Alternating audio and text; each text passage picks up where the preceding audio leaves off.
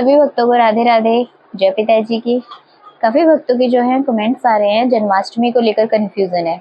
एक भक्त ने कहा था कि पूरे विधि विधान बताइए कि किस तरीके से करते हैं। देखिए, सबके परिवार में अलग अलग होता है, लेकिन प्रॉपर हमें जिस तरीके से करना चाहिए, कुछ रूल हमें वैसे ही फॉलो करने चाहिए जो नियम होते हैं हमारे। जन्माष्टमी जो मैं बता दूं आप सभी भक्तों को कि लग रहा है कुछ भक्तों को कि 6 सितंबर को है या फिर 7 सितंबर को है। तो जन्माष्टमी देखिए कल जो है 5 सितंबर है।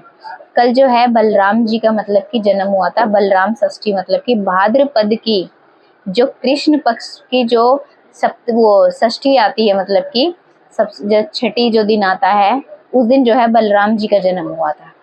और भादवे की यानी कि भाद्रपद की जो कृष्ण पक्ष की अष्टमी आती है उस दिन जो है कृष्ण जी का जन्म हुआ था। इसलिए जन्माष्टमी कहा जाता है, गोपाष्टमी भी कहा जाता है काफी जगह जो है। तो कल जो है 5 सितंबर है, तो कल जो बलराम जी का जन्म दिवस मनाया जाएगा क्योंकि वो बड़े भाई थे उनके। और जो 7 तारीख को जो है जन्माष्टमी मनाई जाएगी। 6 तारीख को जन्माष्टमी कुछ जो संप्रदाय के लोग हैं वो 6 को मनाएंगे, लेकिन वृंदावन, बांके बिहारी, राधा वल्लभ, इसके बारे में वीडियो भी मैंने आपको बताया था। देखिए यहाँ पे सब जगह बोर्ड्स पे लिखा हुआ है 7 तारीख को जो वो जन्माष्टमी मनाई जाएगी, यानी कि वृंदावन में भी। अब जन्माष्टमी की पूजा विधि किस तरीके से करनी है वो मैं आपको बता रही हूँ। देखिएगा, यानी कि 6 तारीख के दिन से, सप्तमी वाले दिन से आपको जो है शाम के टाइम आपको भूखे रहना होता है। यानी कि जैसे हम एकादशी के व्रत में करते हैं ना, एक दिन पहले से शाम के टाइम जो भोजन हमें त्याग देना होता है। फल, दूध या फिर कोई भी ऐसी चीजें जो है वो ले सकते हो, भोजन यानी नहीं ग्रहण करना है आपको सप्तमी वाले दिन शाम के समय से। अष्टमी तिथि आएगी फिर आपकी 7 तारीख को। 7 तारीख के दिन सुबह आपको क्या है, नहा धोकर जैसे पूजा हम करते हैं उस तरीके से आपको पूजा करनी है। अब मैं आपको बता दूं, 1000 एकादशी यानी कि 1000 करोड़ एकादशी के बराबर सिर्फ एक ये जन्माष्टमी का व्रत करने से पूरा फल मिलता है। आपने 1000 करोड़ जो है एकादशी अगर आपने नहीं किया, सिर्फ एक ये व्रत जन्माष्टमी का अगर आपने कर लिया, तो इतनी सारी एकादशियों का जो है आपको फल प्राप्त होगा सिर्फ एक व्रत के करने से। इसीलिए जन्माष्टमी का व्रत जो है जरूर करना चाहिए। आपको सुबह जो है, जिस दिन 7 सितंबर है यानी कि उस दिन सुबह आपको प्रातः नहाकर, यानी कि आपको ना नियम जो है वो 6 तारीख है उससे फॉलो करना है। जमीन पे ही रात को सोना है आपको। जो लोग फॉलो करते हैं नियम से, अगर मैं बताऊं, जमीन पे ही सोना है। उसके बाद सुबह जो है प्रातः उठने के बाद में तिल का पानी जो होता है, यानी कि जो पानी जिसमें आप नहाओगे उसमें तिल डालकर जो है वो स्नान करना है आपको।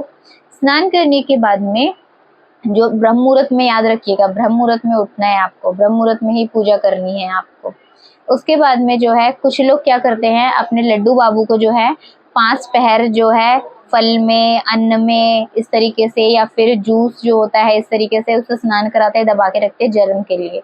लेकिन ये करना जरूरी नहीं है, जैसे आपकी श्रद्धा है आप वैसे कर सकते हो, ऐसा जरूरी नहीं है कि आप करो। लड्डू बाबू को आपको जो है पंचामृत स्नान कराना है उस दिन। आपको जो है दूध, दही, घी जो है इन सब चीजों का जो है पंचामृत स्नान कराना होता है।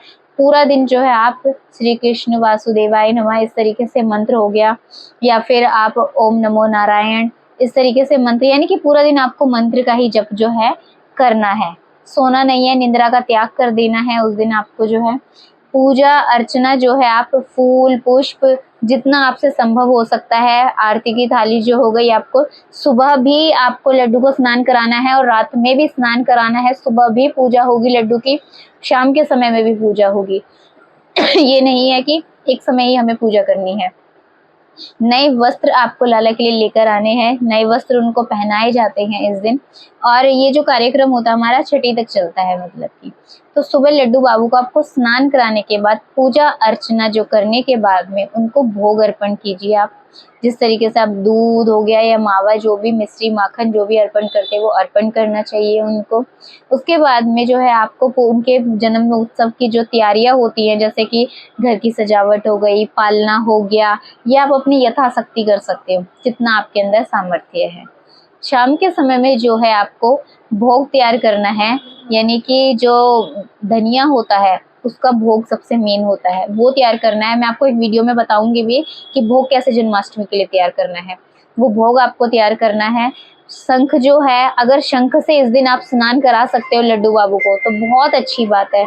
लेकिन आप एक चीज याद रखिएगा, शंख से जो है स्नान कराइए। याद रखिएगा एक बात, जिस शंख से आप मतलब बजाते हो, मुंह से पूजा की जाती है जैसे कि, उससे आप स्नान नहीं करवा सकते।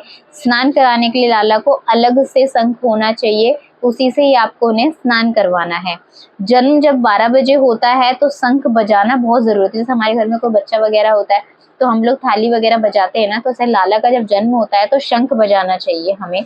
अगर आपके पास नहीं है तो आप फोन में भी जो उसके धुन भी बजा सकते हो, इस तरीके से कि जैसा जो है हमारे पास वो स्वीकार कीजिए प्रभु। तो इस तरीके से जो है आप कर सकते हो। भोग, वो फूल पुष्प जितने भी जो भी चीजें हो गई, फल हो गया, बांटने के लिए सामग्री हो गई, पंचामृत स्नान रात को जो आप कराओगे लाला को, ये सब चीजें आपको जो है तैयार रखनी है। रात्रि के समय भी जो है लाला को स्नान कराना है 12 बजे। स्नान कराने के बाद में हमें जो है फिर लाला को नए वस्त्र पहनाते हैं, फिर उनकी पूजा अर्चना जो है वो करते हैं हम। मैं आप सभी भक्तों एक चीज बता दूं, रात्रि के समय जो है आपको चंद्र देवता जो होते हैं उनको जो है जल का अर्घ देना काफी जरूरी होता है, वो जरूर दीजिए। फिर आपने जो भी प्रसाद बनाया है वो उनको अर्पण जरूर करें, क्योंकि रोहिणी नक्षत्र में जो है लाला का जन्म हुआ था। चंद्र देवता को, जिनको भी चंद्र जी मतलब कि कोई दोष भी होता है तो वो भी दूर हो जाते हैं आज के दिन जो है जन्माष्टमी के दिन।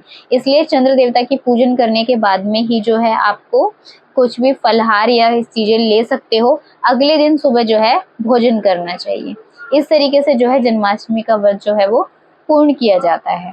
व्रत में आप यथाशक्ति, मैं आपको बता रही हूँ, जितना आपसे हो सके आप उतना ही कीजिएगा, जितना आप कर पाओ। ये नहीं है कि सब कुछ हम रूल रेगुलेशन से करें, नहीं।